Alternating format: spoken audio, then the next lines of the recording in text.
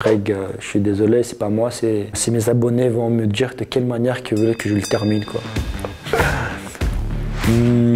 J'avais besoin d'un objectif, un but pour lequel j'allais me dépasser. Sport de combat, c'est une discipline dans laquelle je dois être fort pour gagner. Donc c'est quelque chose qui me correspondait. Je me suis lancé, déjà de m'entraîner et finalement j'ai conclu avec Hexagone. J'ai l'habitude de m'entraîner tous les jours depuis longtemps. Là, ce qui a changé, c'est que je m'entraîne de manière beaucoup plus assidue et de l'entraînement beaucoup plus dur. Et ça change parce qu'avant c'était l'entraînement pour entretenir, avoir une certaine physique visuellement, on va dire, beau. Et là c'est plus pour la performance, il y a le mental qui rentre en jeu aussi. Du coup, je sens que ça m'apporte déjà. Je combats le 2 juin, je ne sais pas encore contre qui.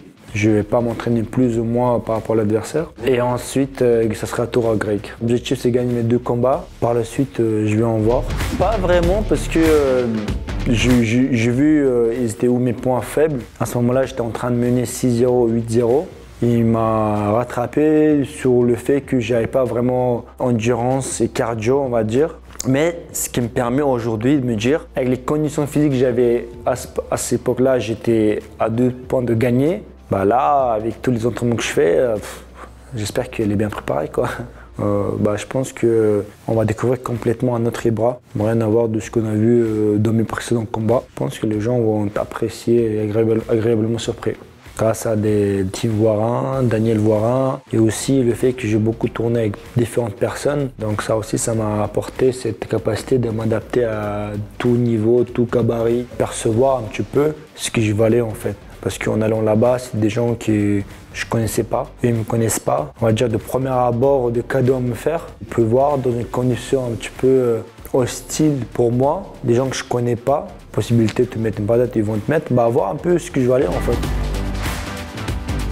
Si mes abonnés vont me dire de quelle manière ils veulent que je le termine, quoi. Donc Greg, je suis désolé, c'est pas moi, c'est mes abonnés qui voudront ça.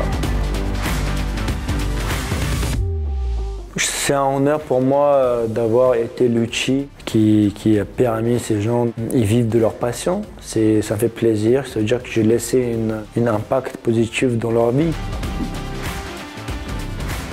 C'est difficile.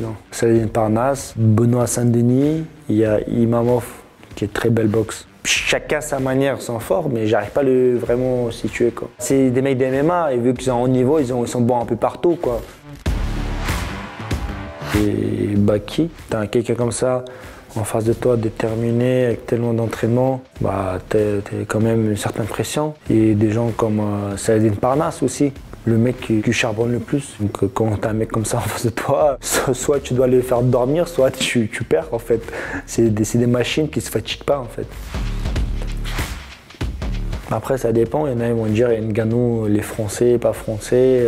Mais vu que de base, il est venu en France, pour moi, Ngannou, il a une histoire très inspirante. Et jusqu'à où il a monté avec son dernier combat contre Tyson Fury. Le mec, il vient d'un point, il est monté une légende vivante, quoi. J'ai un combattant, je suis vraiment fan, c'est John Jones. Il y a quelque chose qui m'a accroché chez lui, peut-être sa nature sauvage, sa nature faite pour combattre, qui, je sais pas, je sens en lui quelque chose que j'aimerais bien avoir aussi.